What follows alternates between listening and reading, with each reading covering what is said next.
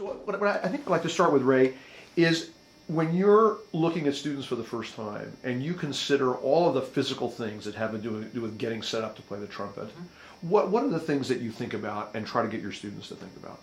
Oh, first of all, I just have them blow air through the horn. Uh-huh. Pick up the horn as if you're playing it. Uh-huh. Put your lips around the mouthpiece and just put air through the horn. Uh-huh.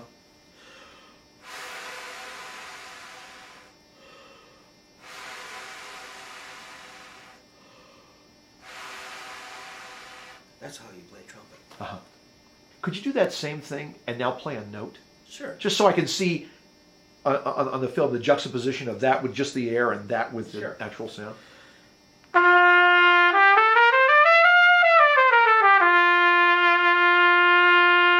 Bob. How are you doing? Yeah, yeah.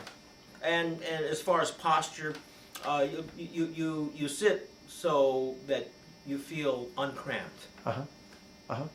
And if you needed to make a point, you wouldn't make a point by speaking like this. Mm-hmm. You'd make a point by speaking this way. Yeah. And it seems to me that in all the things you've been describing so far, the way you and your students know that things are working well is because you hear it in the sound. Yes. And we talk about sound all the time in the lesson. And when it's not coming out, we don't, although the students say, my lips, my this, you say, yeah, but do you hear your sound? So then we start doing things that will encourage good habits to create a good sound. And once we get them, I guess, rolfed in that position, into that physical and oral attitude, then suddenly, usually, then it starts working out. Then whatever they're playing is not so painful and hard. Yeah. The concepts are pretty easy to understand, but to go into the practice room and try to do the reps necessary to put it into practice, that's hard. Yeah. The most important thing about the embouchure is making sure that the lips vibrate. And there are really two parts of the day that I like to consider. One is physical education, and the other part of it is artistic education. And there's a time and place for everything. But one of the emphasis I put on the lesson is making sure that the lips vibrate freely. And the best illustration that I know of is to buzz the mouthpiece. The first thing I do with a beginner, like my son, was we'd play mouthpiece tunes to each other. Yeah. We'd play Sesame Street tune, and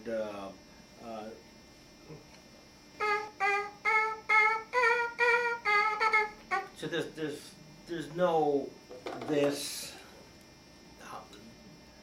We just play tunes to each other with this thing. Hey, too high for you? Is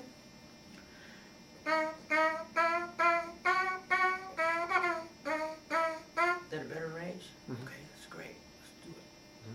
Then he'd do it, then I'd play a harmony to it. Yeah. So there was never a lesson on breathing.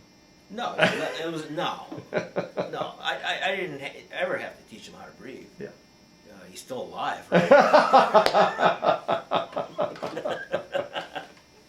I don't think I have ever taught a student how to breathe.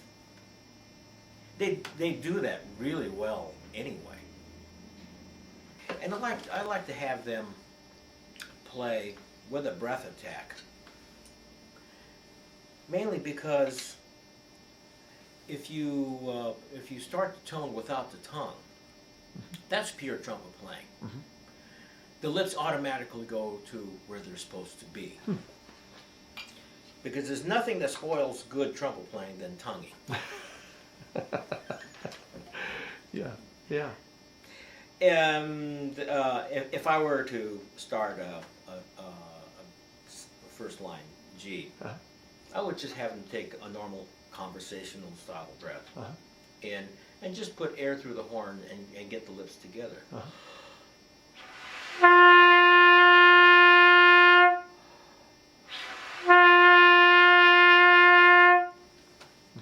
So the lips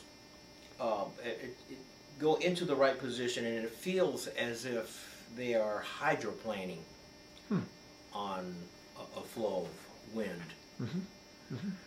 rather than the concept of, well, I've got to get my lips set so they're in a position to vibrate, then I will tongue to start the note. That's a very, very poisonous way to go about business, I think. So I think the trumpet sound ought to be led with the wind. With the wind. But as far as beginners, I like to set them 50-50 in the center, and then let the mouthpiece drift to a natural position. If they drift too far up or too far down, then that's a matter of concern. Sure. But if it drifts a little bit, east-west, that's okay. 'Cause that accounts for ridges and crooked teeth, or the teeth formation. So the mouthpiece is going to find a place where it's flat. Are there things when you're, consulting with people who are thinking about selecting an instrument, and someone's thinking about being a trumpet player or not, are there things that you look for to think, boy, that face is going to be a good trumpet face, or to think that face, trumpet's not for that kid? I mean, are there things about the way teeth and lips and faces are that lead you to think one way or the other?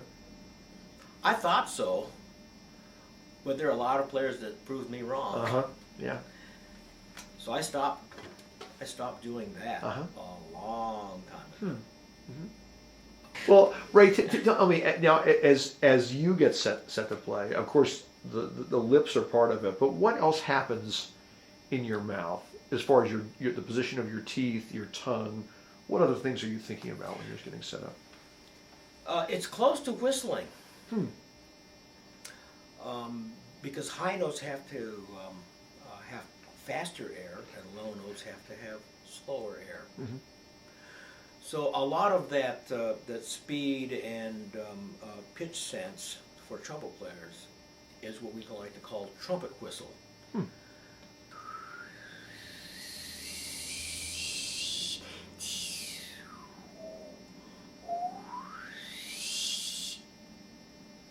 Because if you get that pitch sense and that the tongue, it's a natural tongue arch. Yes. You blow against the arch, the air goes faster. And I was just going to ask about that. So as you were going up and down, your tongue was arching. Yes, it was. Now, as far as the lips are concerned, I like to keep the lips out of it. Because if I start thinking a little bit too much about the lips, I'll tend to tense up. I'll tend to use too much pressure. Yeah. And it'll keep my attention away from the sound, which is really wind. Yeah.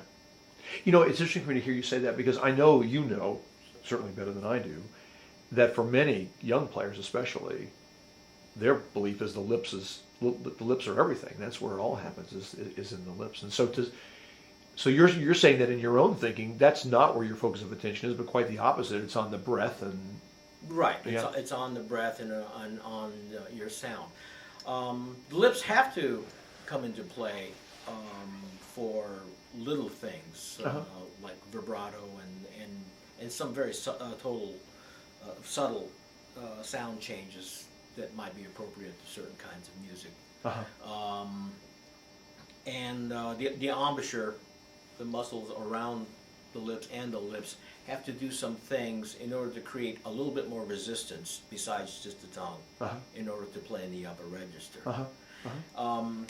But that doesn't take a whole lot of thought. A lot of that kind of work comes in through lip slur and flexibility studies.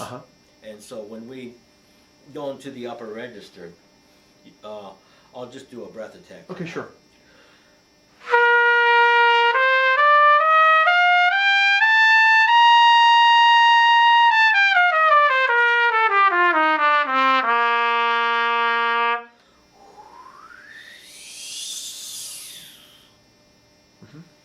as we go higher, the corners get a little bit firmer, but you don't think in terms of certain body parts. You think about the speed of your sound. Uh-huh. You know, it's an interesting concept, Ray, and I want to be sure that I'm clear about it. So you're saying that rather than talking about, in a very deliberate way, what's happening to what muscles, you're sort of giving people exercises to do that naturally lead to those muscle developments that you're talking about. Yes. Huh. And for instance, there's a lip slur exercise from the 27 Groups by Earl Irons, which sounds like this. Uh-huh.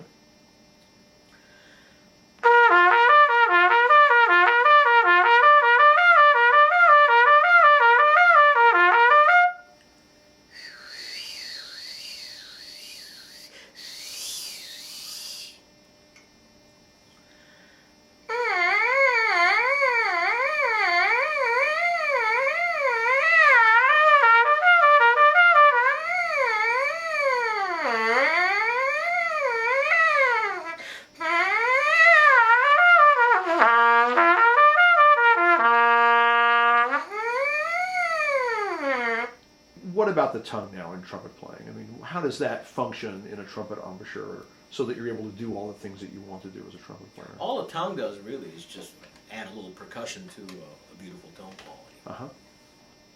The first thing is you have to be able to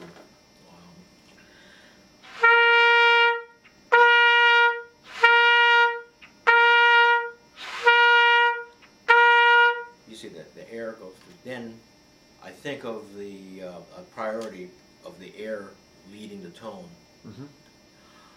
Then I decide to say T, but still focus my attention on the air. Yeah.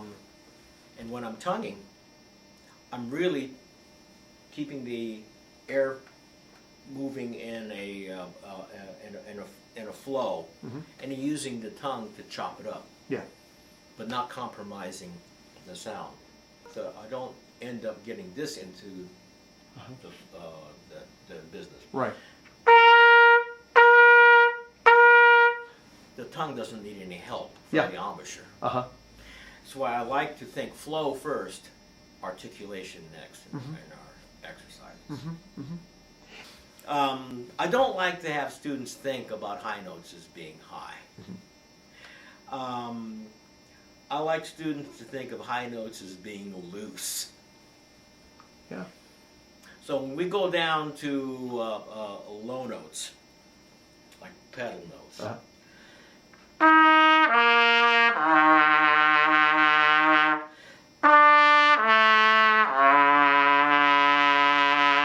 those are notes that really aren't on the instrument. Yeah. But I asked them to get a really bright sound on them, really get the tongue like really up there, and see if you can get a kind of a nasal. I'm not interested in it sounding like a Joe Alessi in the New York Philharmonic trombone where you put an egg in your mouth. But I want that tongue to be shh. Uh-huh.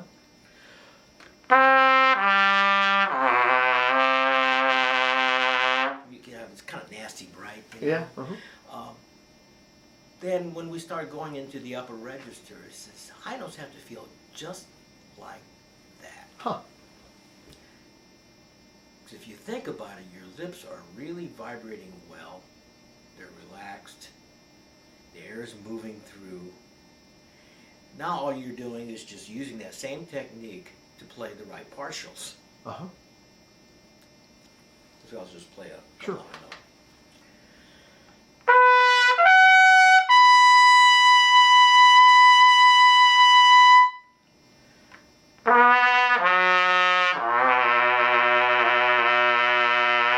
There's a similarity there. Uh-huh. But if you think of the high notes as just being another low note,